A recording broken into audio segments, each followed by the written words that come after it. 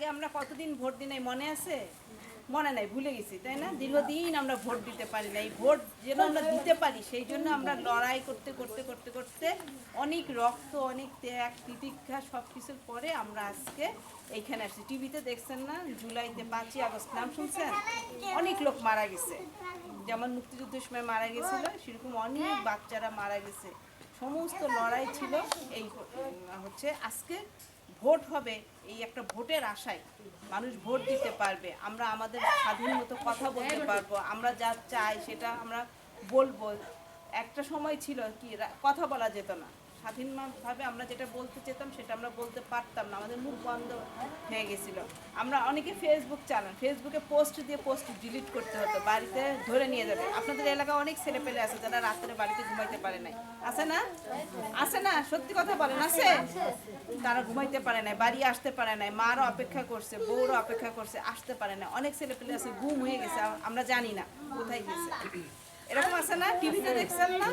আপনাদের এলাকাতেও আছে না? এরকম ঘটনা ঘটছে না? ঘটছে। এই সমস্ত কিছুর অবসান হবে, আমরা নতুন করে শুরু করব একটা নতুন বাংলাদেশ। সেই নতুন করে শুরু করব, নতুন বাংলাদেশের শুরুতেই প্রথমেই দরকার হচ্ছে একটা নির্বাচিত সরকার।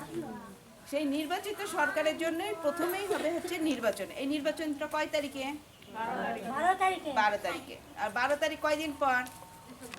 3 দিন পর। আমরা এই 12 তারিখে সকালবেলা, আমরা যেহেতু মহিলা, আমরা কি করব, সকাল সকাল আমার ভোটটা দিয়ে আসবো। এখানে যারা আছে আমরা কি সবাই ভোটার? আপনি তো আপনার কাছে ভোটারের নাম্বারটা আপনি প্রথমে সংগ্রহ করবেন, স্লিপটা, তাই না?